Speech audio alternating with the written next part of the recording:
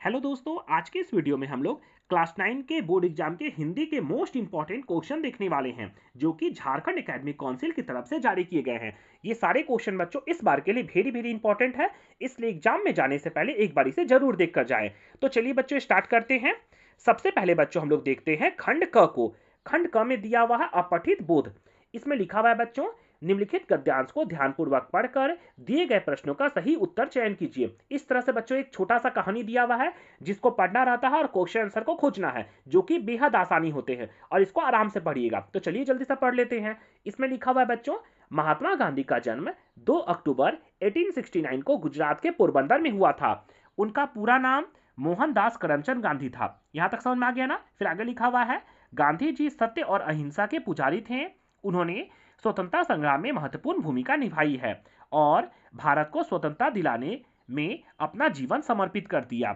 उनका प्रमुख सिद्धांत सत्याग्रह था, जिसमें उन्होंने, फिर आगे लिखा हुआ है, यहां पढ़ लेते हैं जल्दी सा, अन्याय के खिलाफ अहिंसात्मक संघर्ष की बात की। गांधी जी का जीवन सादगी और आत्मनिर्भरता का प्रतीक था।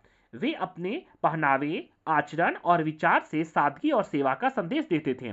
30 जनवरी 1948 को नई दिल्ली में नाथूराम गोडसे द्वारा उनकी हत्या कर दी गई। उनकी शिक्षा आज भी विश्व भर में प्रेरणा का स्रोत है। बहुत आसानी से आप पढ़ सकते हैं। अब चलिए देखते हैं कितना आसान है क्वेश्चन को खोजना।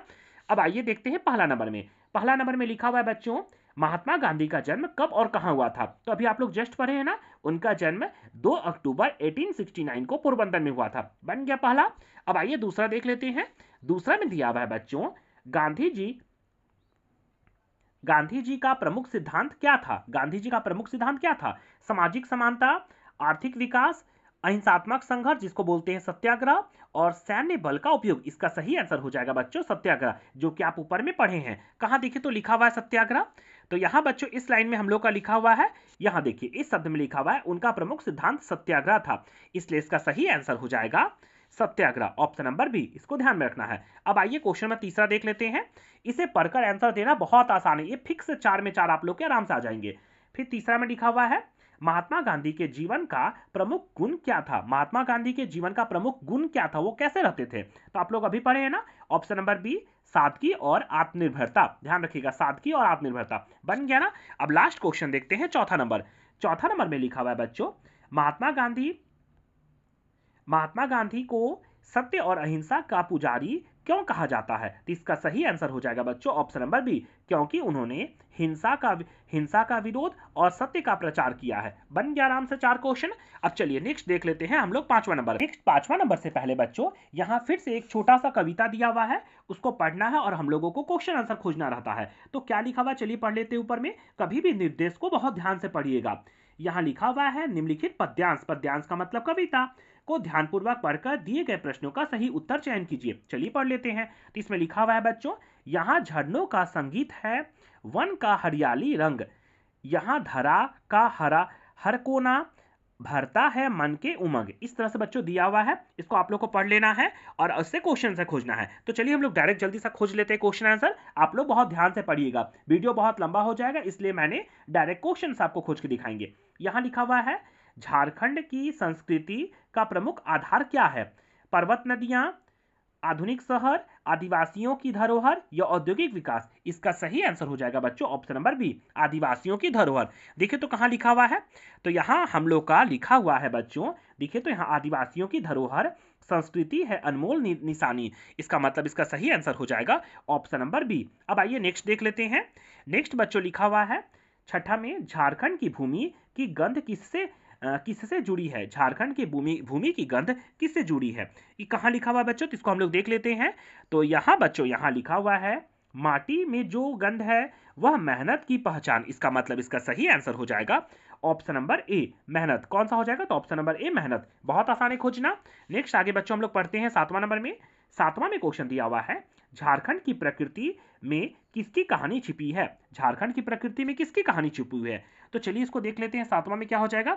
तो यहां लिखा हुआ है बच्चों, यहां पर हम लोग देखते हैं, तो इसमें हम लोग को मिला हुआ है, यहां देखिए तो लिखा हुआ है, पर्वत, जंगल, नदियां, फूल, सब में छिपी है कहानी। इसका मतलब इसका सही आंसर हो जाएगा बच्चों ऑप्शन नंबर सी, पर्वत, जंगल और नदियां, ध्यान रखना है। 8वां में दिया हुआ है गद्यांश में झारखंड के कौन कौन से त्योहार का वर्णन है। झारखंड में कौन कौन से त्योहार का वर्णन है, तो यहाँ लास्ट में लिख दिया है सरहुल, कर्मा, सोहराय। इसका सही आंसर हो जाएगा बच्चों ऑप्शन नंबर सी, 8वां का ऑप्शन नंबर सी। ये सारे क्वेश्चन बच्चों झारखंड एकेडमिक काउंसिल की तरफ से जारी किए गए हैं, इसलिए इसे एक बार जरूर देखकर जाइएगा। चलिए बातें हैं 9 नंबर में। 9 नंबर में क्वेश्चन में बच्चों ग्रामर से दिया हुआ है, मतलब व्याकरण से दिया हुआ है। इसको पढ़ना और इसका क्वेश्चन से खोजना भी बेहद आसान रहता है। तो चलिए कर लेते हैं। 9वां में लिखा हुआ है क्वेश्चन, निम्नलिखित में से कौन सा शब्द पुल्लिंग है। कौन सा शब्द पुल्लिंग है, तो पुल्लिंग तो बहुत आसान है खोजना ना। देवी स्त्रीलिंग है, छात्रा स्त्रीलिंग है, बालिका स्त्रीलिंग है, राजा जो है वो पुल्लिंग है, इसलिए इसका सही आंसर हो जाएगा ऑप्शन नंबर डी। नेक्स्ट आगे देखते हैं बच्चों हम लोग 10वां नंबर में। 10वां में लिखा हुआ है सूर्यास्त में अस्त के पहले जोड़ा गया सूर्य क्या है। सूर्य क्या होगा, प्रत्यय, उपसर्ग, मूल शब्द, समास। इसका सही आंसर हो जाएगा बच्चों ऑप्शन नंबर बी। सूर्य जो है वो एक तरह का मूल शब्द है। नेक्स्ट आते हैं बच्चों 11 नंबर में। क्वेश्चन में 11 में क्या दिया हुआ है, तो यहाँ लिखा हुआ है निम्नलिखित में से कौन सा शब्द उपसर्ग से बना है। उपसर्ग से कौन बना है, तो इसका सही आंसर हो जाएगा ऑप्शन नंबर ए, पुनर्जन्म। इसको एक बार जरूर देखकर जाइएगा। आइए बच्चों नेक्स्ट देख लेते हैं। नेक्स्ट अगला दिया हुआ है बच्चों, उन्नति का विलोम क्या है। एकदम आसान रहता है ग्रामर, बस आप लोग बेसिक नॉलेज अगर होगा तो आप आसानी से कर सकते हैं। उन्नति का विलोम क्या हो जाएगा, अपोजिट क्या हो जाएगा, तो इसका सही आंसर हो जाएगा अवनति, ऑप्शन नंबर सी। अब आइए नेक्स्ट क्वेश्चन आते हैं 13 नंबर में। 13 नंबर में दिया हुआ है पृथ्वी का पर्यायवाची शब्द। पृथ्वी का पर्यायवाची शब्द क्या है, पृथ्वी का पर्यायवाची शब्द क्या होगा, तो इसका सही आंसर हो जाएगा ऑप्शन नंबर ए, धरती। आप लोग जानते होंगे ना। अब आते हैं बच्चों नेक्स्ट क्वेश्चन में। नेक्स्ट 14 नंबर में दिया हुआ है बच्चों, निम्नलिखित में से अशुद्ध वाक्य कौन सा है। अशुद्ध वाक्य कौन सा है, पढ़ के ही पता चल जाएगा। बच्चों ने मैदान में खेला, ये लग रहा सही वाक्य है। मुझे तुम्हारे साथ जाना है, ये भी सही है। वे सुबह जल्दी उठता है, ऐसा तो नहीं ना बोलेंगे, वे सुबह जल्दी उठते हैं बोलेंगे, इसका मतलब ये गलत लिखा हुआ है। हम लोग को बोला था कौन सा शब्द जो है वो अशुद्ध है, इसका ऑप्शन हो जाएगा ऑप्शन नंबर सी। इस तरह से बच्चों आप लोग आसानी से खोज सकते हैं। चलिए बातें 15 नंबर में। 15 नंबर में लिखा हुआ है निम्नलिखित में से किस शब्द की वर्तनी शुद्ध है। किस शब्द की वर्तनी मतलब लिखा हुआ जो स्पेलिंग है वो शुद्ध है, तो समर्पण एकदम सही लिखा हुआ है। समर्पण, समर्पण ऐसे तो लिखाता नहीं है, समर्पण पान नहीं लिखाता है, समर्पण नहीं लिखाता, इसका सही आंसर हो जाएगा ऑप्शन नंबर ए, ध्यान रखना है। नेक्स्ट आते हैं बच्चों 16 नंबर, जो कि मुहावरा पूछा है। नाक कटना, नाक कटना मतलब क्या होगा, सम्मान खोना, चोट लगना, नाक से खून आना, या नाक की सुंदरता खत्म होना। इसका सही आंसर हो जाएगा बच्चों ऑप्शन नंबर ए, नाक कटना मतलब सम्मान खो देना। नेक्स्ट आते हैं 17 नंबर में। 17 में हम लोग से पूछा गया है पढ़ाई करना जरूरी है, इस वाक्य में क्रिया शब्द कौन सा है। इसमें क्या क्रिया है, पढ़ाई तो नहीं ना होगा, जरूरी भी नहीं ना होगा, ये तो क्रिया विशेषण टाइप में हो जाएगा ना, तो इसका सही आंसर हो जाएगा करना, ऑप्शन नंबर बी, इसको ध्यान रखना है। नेक्स्ट आते हैं बच्चों 18 नंबर में। 18 नंबर में लिखा हुआ है वह धीरे धीरे चलता है, वाक्य में क्रिया की विशेषता क्या बता रहा है, तो विशेषता बता रहा है धीरे धीरे, ऑप्शन नंबर बी आराम से हो जाएगा ना। नेक्स्ट आते हैं 19 नंबर में। 19 नंबर भी वेरी वेरी इंपॉर्टेंट है। इसमें क्या लिखा हुआ है, तो वह स्कूल जाता है और किताब पढ़ता है, वाक्य का प्रकार क्या है, कौन सा वाक्य है, तो वाक्य 3 प्रकार के होते हैं, सरल वाक्य, संयुक्त वाक्य और एक होता है मिश्र वाक्य। सरल वाक्य का मतलब होता है सिंपल वाक्य, वह घर जाता है, वह रोटी खाता है, वह हो जाएगा सरल वाक्य। और मिश्र वाक्य का मतलब होता है कोई योजक कड़ी के द्वारा जुड़ा हो, योजक, कोई अगर योजक कड़ी जैसे कि और ये सब योजक कड़ी के द्वारा अगर कोई जुड़ा हुआ रहेगा उसको बोलेंगे संयुक्त वाक्य। और मिश्र वाक्य का मतलब होता है एक दूसरे पर आश्रित होता है, तो इसका सही आंसर हो जाएगा बच्चों ऑप्शन नंबर सी। काहे, क्योंकि देखिए तो ये योजक कड़ी कौन सा किसके द्वारा जुड़ा हुआ है, और के द्वारा जुड़ा हुआ है, इसलिए इसका सही आंसर हो जाएगा ऑप्शन नंबर सी, संयुक्त वाक्य। अब आते हैं बच्चों नेक्स्ट क्वेश्चन। नेक्स्ट 20वां नंबर क्वेश्चन में लिखा हुआ है दांत खट्टे करना का अर्थ क्या है। दांत खट्टे करना का अर्थ क्या है, तो ऑप्शन नंबर सही हो जाएगा पराजित करना। दांत खट्टे करना का अर्थ होता है पराजित करना। नेक्स्ट आते हैं बच्चों 21 नंबर में। 21 नंबर बच्चों ये पाठ्य पुस्तक से दिया हुआ है। पाठ्य पुस्तक का एक छोटा सा कहानी लिया हुआ है, उसको पढ़ना है और उससे हम लोग को क्वेश्चन आंसर खोजना है। तो चलिए जल्दी से पढ़ लेते हैं। तो इसमें क्या लिखा हुआ है बच्चों, धीरे धीरे सब कुछ बदल रहा है, धीरे धीरे सब कुछ बदल रहा है, एक नई जीवन शैली अपना वर्चस्व स्थापित कर रही है, उनके साथ आ रहे हैं और एक नया जीवन दर्शन, उपभोक्तावाद का दर्शन, उत्पाद बढ़ाने पर जोर और चारों ओर, ऐसा लिखा हुआ ना, इसको पूरा नहीं पढ़ते। अब चलिए क्वेश्चन से खोज लेते हैं आराम से हम लोग।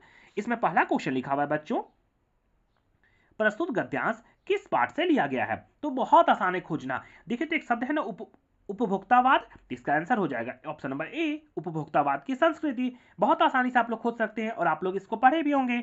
नेक्स्ट आते हैं बच्चों क्वेश्चन नंबर 22 में। क्वेश्चन नंबर 22 में लिखा हुआ है धीरे धीरे सब कुछ बदल रहा है। इस वाक्य में धीरे धीरे क्या है? तो अभी जस्ट हम लोग पढ़े थे ना, धीरे धीरे जो है वो क्रिया की विशेषता बता रहा है, तो इसका सही आंसर हो जाएगा क्रिया विशेषण।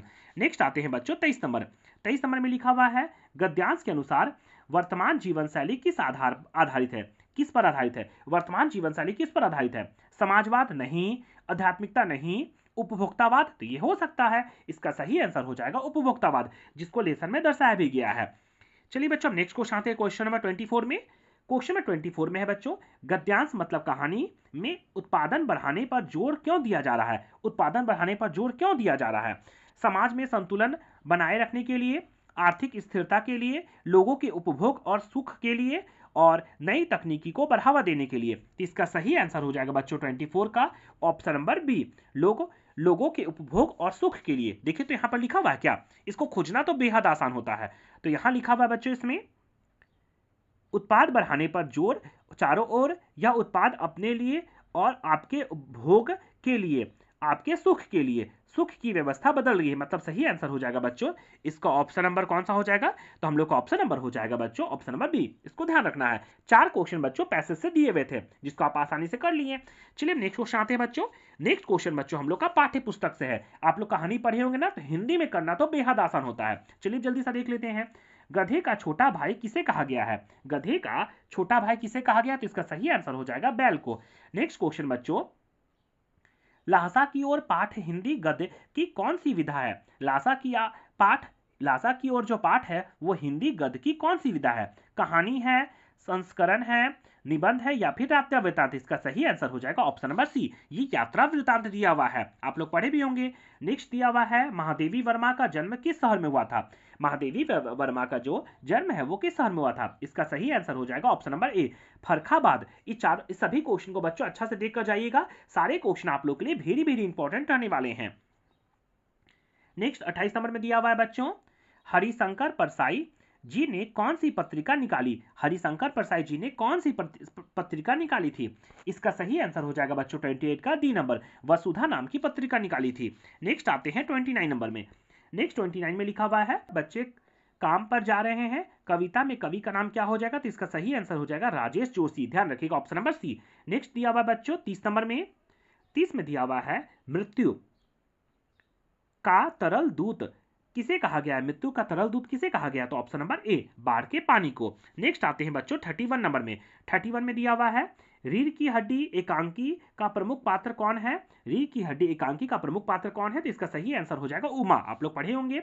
नेक्स्ट 32 में लिखा हुआ है बच्चों मेरे संग की औरतें पाठ की लेखिका कौन है? मेरे संग की औरतें पाठ की लेखिका कौन है? तो इसका सही आंसर हो जाएगा मृदुला गर्ग, ध्यान रखना है। नेक्स्ट आते हैं बच्चों, अब नेक्स्ट बच्चों इस तरह से एक छोटा सा बुक का कविता दिया हुआ है, उसको पढ़ना है और उससे हम लोग को क्वेश्चन आंसर खोजना है। तो चलिए थोड़ा सा पढ़ लेते हैं जल्दी सा। रंग रंग के फूलों में रिलमिल हंस रही सखियां मटर खड़ी, मखमली पेटियों सी लटकी। इसको आगे पढ़ लीजिएगा आप लोग, हम लोग डायरेक्ट क्वेश्चन खोजते हैं। इसमें लिखा हुआ है बच्चों प्रस्तुत काव्यांश के कवि कौन है? प्रस्तुत काव्यांश के कवि कौन है? तो इसका सही आंसर हो जाएगा बच्चों option number A Sumitranand Pant, इसको ध्यान रखना है ऑप्शन नंबर ए। अब आते हैं बच्चों नेक्स्ट क्वेश्चन 34 नंबर में। 34 नंबर में दिया हुआ बच्चों टोटल 40 क्वेश्चन रहेंगे आप लोग के। इस काव्यांश में रंग रंग के फूलों से कवि क्या व्यक्त करना चाहता है? रंग रंग के फूलों से कवि क्या व्यक्त करना चाहता है? तो इसका सही आंसर हो जाएगा ऑप्शन नंबर ए प्रकृति की विविधता, ध्यान रखना है। नेक्स्ट आते हैं बच्चों 35 नंबर में। छिमिया छिपाए बीज लड़ी पंक्ति का क्या तात्पर्य है?